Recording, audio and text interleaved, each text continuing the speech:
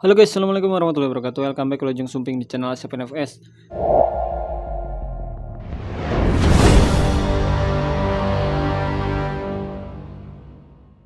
Kali ini saya mau bahas tentang karbu PE guys ya. Tepatnya masalah yang sering ditemukan ketika setting karbu PE ya. Sebenarnya karbu PE ini relatif lebih gampang setting jika dibandingkan dengan karbu-karbu PWK ya guys ya. Namun kenyataannya saya banyak sekali menerima pertanyaan tentang masalah settingan si karbu PE ini guys ya. Dari mulai karbu PE yang murah meriah sampai karbu PE yang cukup mahal ya guys ya. Jadi ternyata harga tidak menjamin karbu itu gampang disetting dan langsung enak ya. Jadi di sini akan saya sebutkan beberapa merek karbu dari yang paling murah sampai yang paling mahal yang sering diceritakan atau ditanyakan kepada saya guys ya, dan apa saja masalah yang sering mereka temui. Nah, masalah-masalah karbu ini biasanya ditemukan di karbu PE aftermarket ya, seperti merek-merek mungkin yang dari paling murah dulu seperti NGO, Scarlett seperti ini ya, terus CPO, terus yang agak naik harganya sedikit ke TK, kemudian naik lagi ke BRT, naik lagi ke UMA. Nah, sampai UMA ya guys ya, itu paling sering saya temui, apalagi UMA yang V2. Itu udah banyak sekali yang bertanya bagaimana cara menyelesaikan masalahnya. Nah, masalah yang paling umum di karbu-karbu PE 28, 26 atau 24 yang aftermarket itu ada di RPM bawah yang pertama ya. Sebelum kita bahas RPM tengah, RPM atas, kita bahas dulu di RPM bawahnya. Nah, kebanyakan karbu-karbu PE aftermarket itu di RPM bawahnya susah dibikin basah guys ya. Susah dibikin basah. Nah, pasti akan ada yang menjawab seperti ini guys. Kalau RPM bawah kurang basah itu tinggal naikkan ukuran pilot jet. Ya, itu bisa menyelesaikan masalah ketika bukaan gas awalnya. Jadi si karbunya itu bisa dibikin basah ketika kita menggunakan pilot jet yang ukurannya besar. Nah, namun masalahnya akan terjadi susah idle guys. Kenapa bisa seperti itu?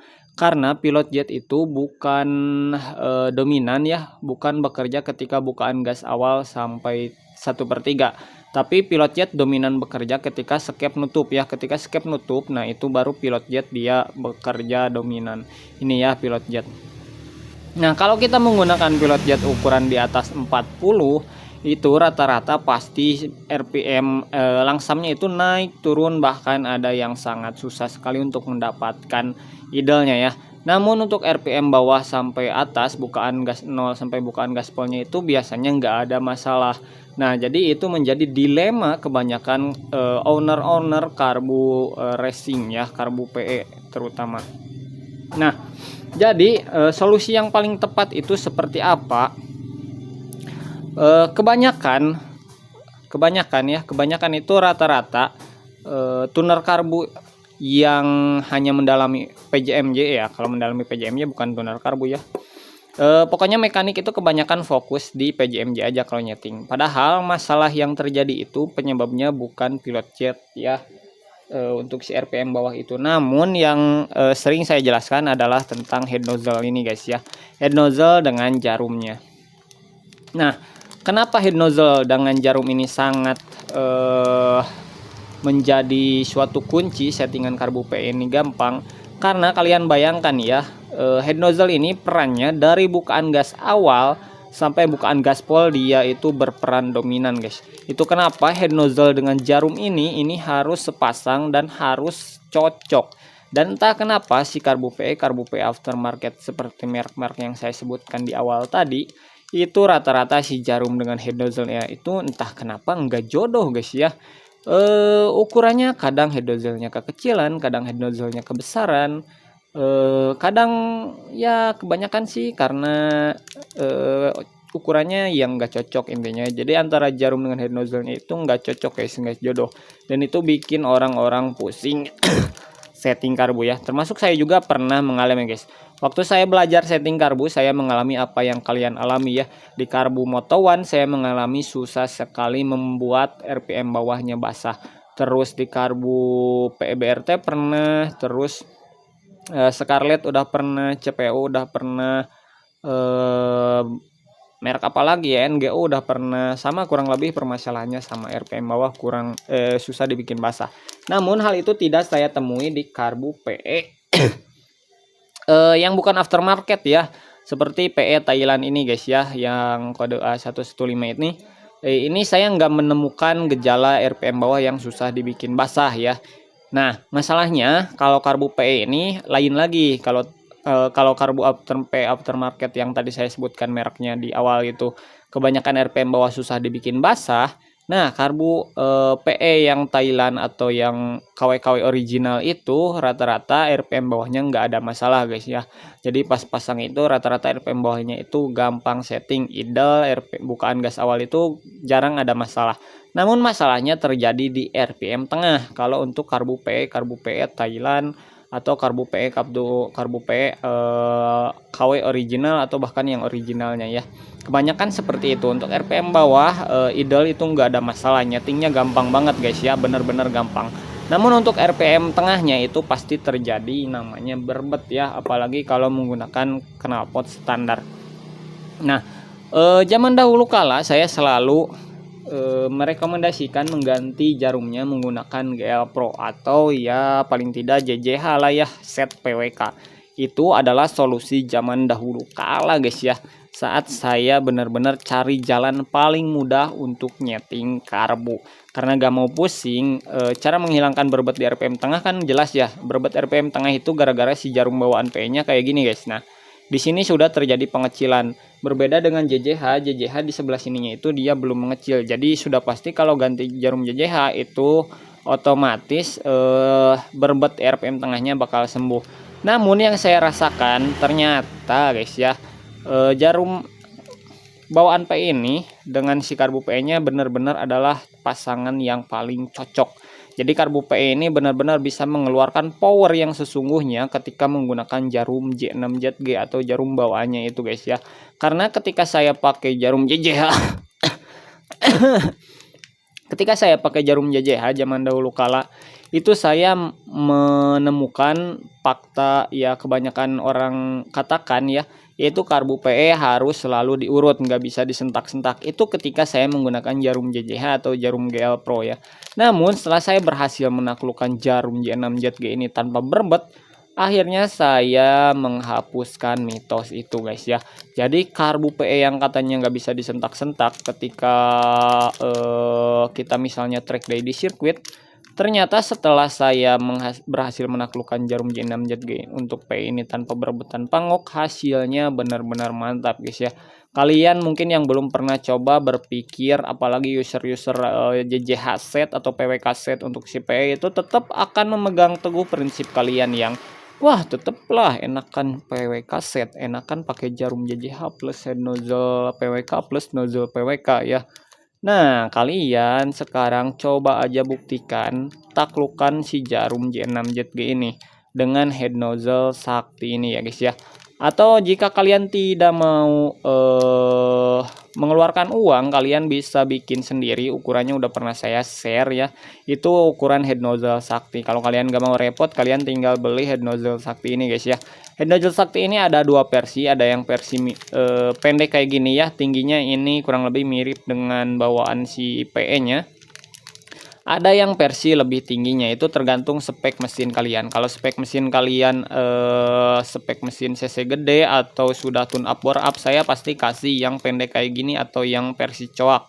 Nah, kalau untuk yang standar harian dengan kompresi yang low terus belum ada ubahan-ubahan mesin yang terlalu signifikan, saya pasti kasih head nozzle yang tinggi guys, yaitu untuk menyesuaikan atau menyeimbangkan suplai bahan bakar supaya tidak terlalu boros ya. Jadi efisien nih antara pengeluaran bahan bakar dengan output power yang dirasakan. Nah, untuk reviewnya nanti saya sertakan sedikit di akhir video. Saya juga cukup terheran-heran ya, bahkan ada sampai yang dyno test guys ya, karena dia bangun motor Mio jahat. Saya setting langsung dulu dia main ke sini, saya setting langsung, dia puas, Akhirnya request lagi pesan head nozzle saktinya guys ya. Akhirnya saya kirim dan dia langsung dyno test. Hasil dyno testnya dia katakan hampir naik 2 HP guys. Bayangkan hampir 2 HP hanya perubahan di si head nozzle sakti ini. Saya sendiri cukup tercengang ya, karena saya risetnya itu hanya by feeling tanpa dyno test, dan ya sudah terbukti di dyno test hasilnya cukup signifikan ya. Karena apa? Karena ini mengatur suplai bahan bakar ya. Jika suplai bahan bakar kita ideal, dari RPM bawah dari tiap bukaan gasnya itu sesuai, dijamin output power mesin kita itu akan maksimal. Nah, bagaimana ceritanya head nozzle seperti ini bisa mempengaruhi suplai bahan bakar untuk setiap spek mesin? Tidak seperti itu ya guys ya. Tetap PJMJ adalah satu ukuran yang utama. Jadi kalian harus dapat dulu ukuran PJMJ yang pas. Namun si head nozzle sakti ini itu bisa menaklukkan J6ZG tanpa berbet guys. Itu ya. Terus tanpa ngok juga. Jadi RPM bawah itu sudah basah. Kalau yang biasanya karbu yang tadi saya sebutkan itu susah basah, menggunakan head nozzle ini auto bisa basah dan power benar-benar berasa dari bukaan gas awal. Ya apalagi kalian user UMA. Maaf ya saya sebutkan UMA V2, banyak sekali yang ngeluh susah banget setting RPM bawahnya guys ya. Apalagi di motor-motor yang udah gas standar. Kalau di motor yang standaran sih kayaknya nggak begitu sulit ya. Tapi di motor-motor yang sudah gas standaran itu si karbu UMA itu RPM bawahnya susah sekali dibuat basah. Cara yang paling gampang rata-rata ganti pilot jet yang ukurannya besar, tapi akan mengorbankan idle yang kurang stabil atau kurang enak didengar. Kalau pakai nozzle ini, kalian pakai pilot jet ukuran kecil pun itu motor bisa hidup normal, idle stabil, nggak ada gejala nembak-nembak.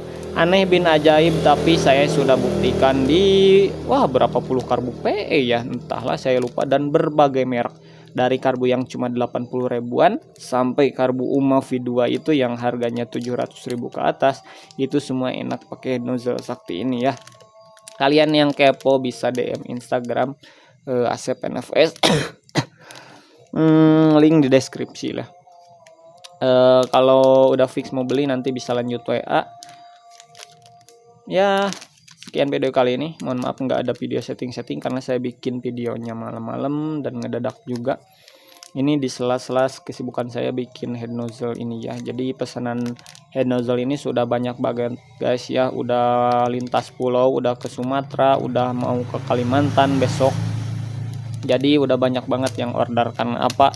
Karena mereka memang merasa kesulitan setting karbu PE ya. Ya ini salah satu hal yang membuat settingan karbu PE itu mudah. Sekian video kali ini. Mudah-mudahan bermanfaat ya bagi kalian yang punya karbu PE atau yang mau beli karbu PE, sedang mempertimbangkan beli beli aja guys ya. Kalian tetap bisa dapat settingan yang enak banget di karbu PE 28, bisa idle, masih tetap kehitung irit, terus responnya mantap guys ya. Kalian nggak akan menemukan kenyamanan seperti ini di karbu PWK guys ya, saya jamin. Kecuali motornya memang bukan digunakan sehari-hari. Tapi kalau digunakan sehari-hari tetap rekomendasi saya adalah karbu PE ini guys ya.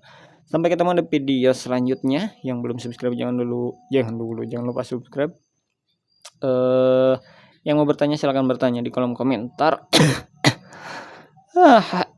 Batuk guys. Sekian, assalamualaikum warahmatullahi wabarakatuh. Dah.